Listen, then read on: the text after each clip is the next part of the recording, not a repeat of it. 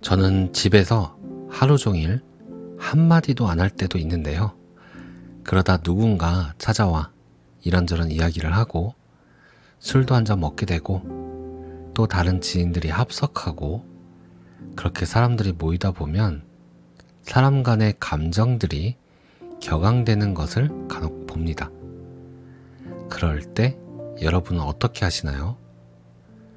오늘은 에크하르트 톨레의 이 순간의 나에서 관계에 대한 내용입니다.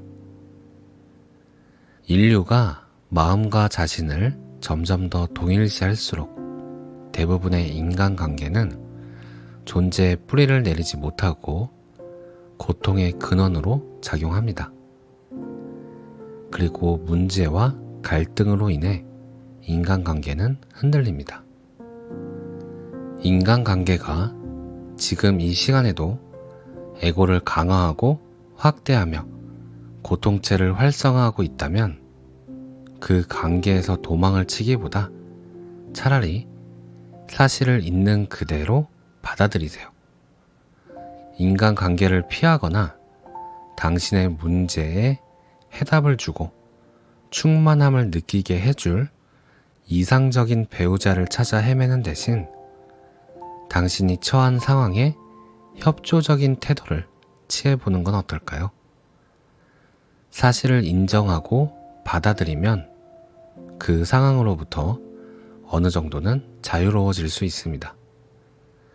예를 들어 인간관계에서 불화가 생겼을 때 그 사실을 자각하고 알매 상태를 유지해 보세요.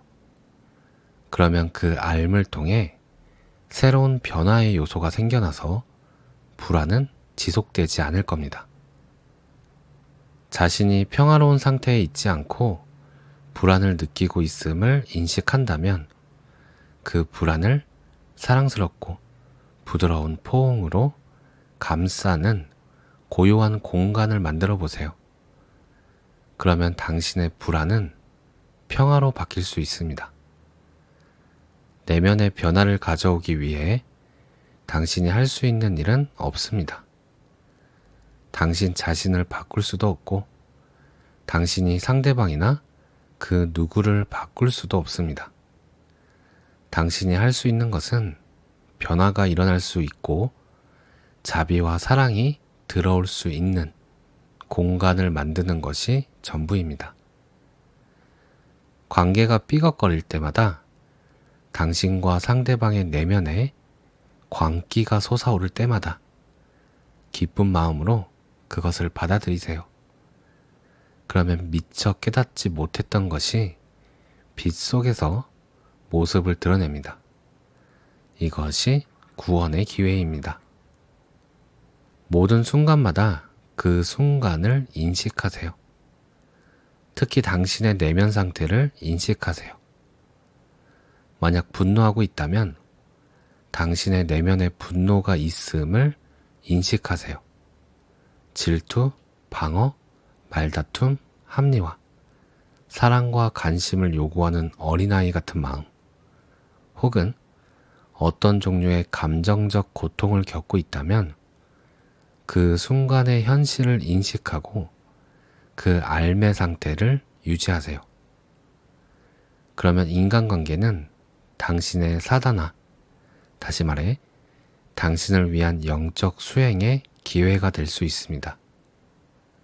배우자가 무지에서 비롯된 행동을 했다면 그것에 반응하기보다는 당신의 알무로 그 행동을 사랑스럽게 감싸주세요.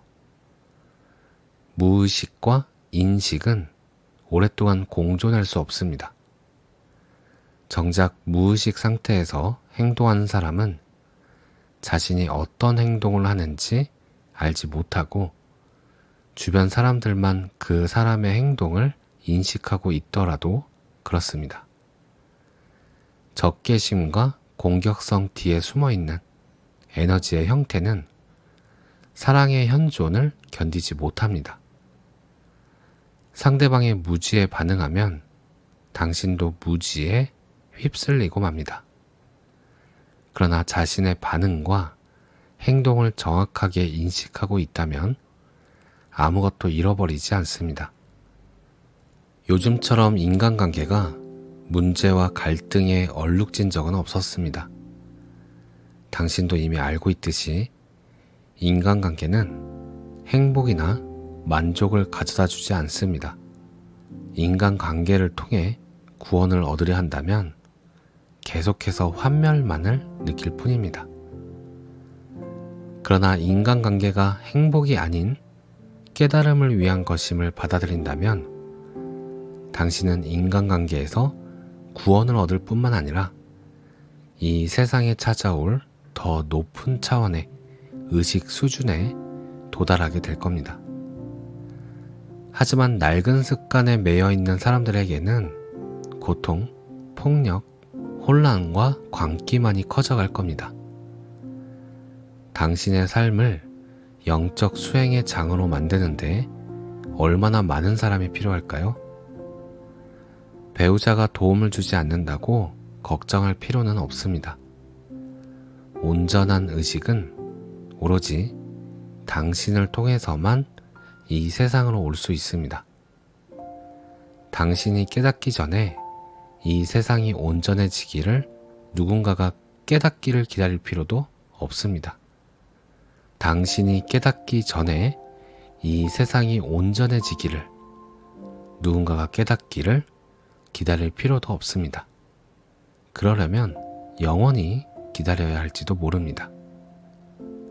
경우에 따라서는 상대방의 행동에서 어떤 부분을 지적하는 것이 적절할 때도 있습니다.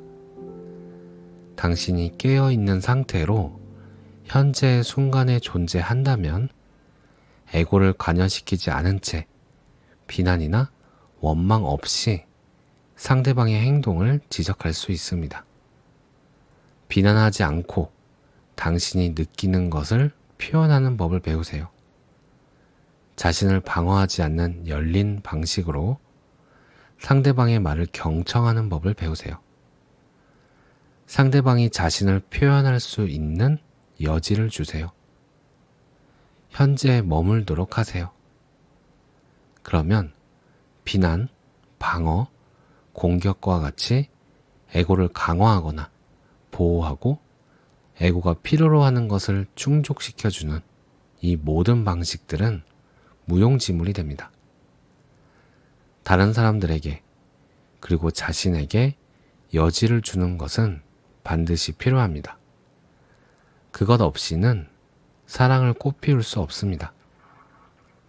관계를 파기하는 두 가지 요인을 제거한다면, 다시 말해 고통체를 소멸시키고 자신을 더 이상 마음과 동일시하지 않는다면, 그리고 상대방 역시 그렇게 한다면 당신은 관계가 아름답게 피어나는 행복을 경험하게 될 것입니다.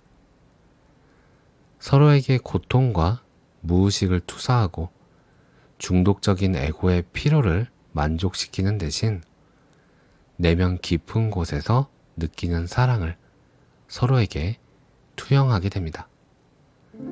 이런 사랑은 존재하는 모든 것과 당신이 하나라는 깨달음에서 옵니다. 이것이 바로 대립하지 않는 사랑입니다. 당신은 이미 자유를 누리고 있는데 상대방이 여전히 자신을 마음이나 고통체와 동일시하고 있다면 그것은 당신보다는 상대방에게 큰 시험대가 될 수 있습니다. 깨달음을 얻은 사람과 함께 산다는 건 쉬운 일이 아닙니다. 아니, 어쩌면 너무 쉬워서 상대방의 에고가 심각하게 위협받고 있다고 느낄지도 모릅니다. 에고는 자신의 정체성이 의존하고 있는 분리감을 강화하기 위해 문제와 갈등, 그리고 적을 필요로 한다는 사실을 떠올려 보세요. 저항이 없어진 상태에서 깨닫지 못하고 무의식 속에 있는 상대방의 마음은 깊은 좌절에 빠지게 될 겁니다. 이는 마음이 차지하고 있던 위치가 불완전하고 쇠약해지는 것이며 심지어 마음이 자신을 잃어버리고 완전히 무너져 내릴 수 있다는 위기감을 느끼는 것입니다. 고통체는 무언가 주고받을 수 있는 것이 필요한데 더 이상 그것을 얻을 수 없습니다. 말다툼, 사건, 갈등은 더 이상 필요하지 않습니다. 오늘 내용은 여기까지입니다. 감사합니다. 사랑합니다.